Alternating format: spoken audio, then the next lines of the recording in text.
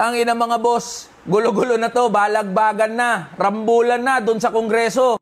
Tangina kasi mga congressman to, kayo na nga yung nangungunang gumawa ng gulo at drama dyan sa Kongreso kasi nga gusto nyo yan eh.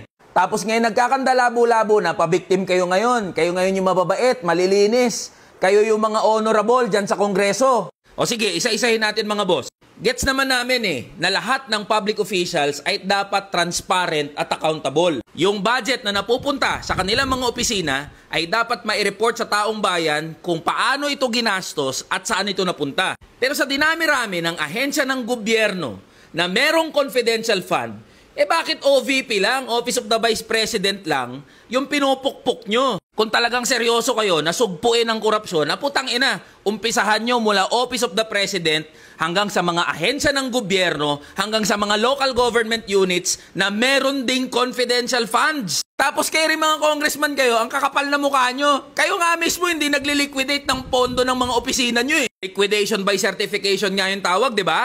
Di nga kayo nagpo-provide ng resibo kung saan nyo ginastos yung pondo na nilagak sa mga opisina nyo. Tas ngayon, galit na galit kayo, ang lalakas nyo mamulis, mga ulol pala kayo eh. Pangalawa mga boss, wala namang malinaw na legislative purpose yung mga hearing na ginagawa ng Kongreso. Okay, parte ng trabaho ng Kongreso na magpatawag ng mga hearing. Nasa konstitusyon natin yan eh. Pero malinaw yan na hearing in aid of legislation. O anong malinaw na legislative purpose ng mga hearing? Walang katapusang hearing na pinagagawa nyo. Minin nyo na kasi na political persecution yan sa mga kalaban ng administrasyon. Ang mas masama, ang pinupuruhan nyo, yung mga maliliit at ordinaryong kawani lang din ng gobyerno. Pagsalungat sa gusto nyo mangyari, pag hindi nyo narinig yung gusto nyong marinig, ipapasight in contempt nyo, ipapakulong nyo, haharasin nyo. Diba ilang beses na nangyari yan sa mga hearing? Yung mga resource person at mga staff na mga ahensya na pinapatawag nyo, inagde-detain nyo dyan sa Kongreso. Pangatlo, para saan ba talaga itong mga hearing na ginagawa ng Kongreso?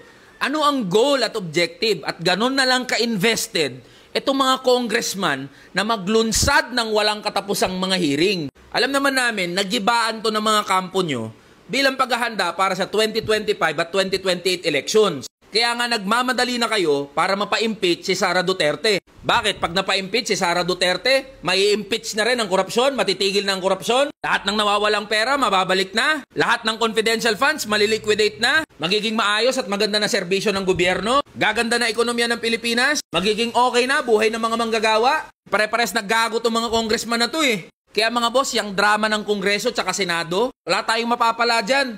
Dehado pa nga tayo eh. Kasi sa halip na pag-usapan, yung iba pang mga mahalagang issue, gaya ng sahod, provincial rate, walang ibang inatupag itong mga congressman natin, kundi magbalagbagan at magrambulan sa Kongreso.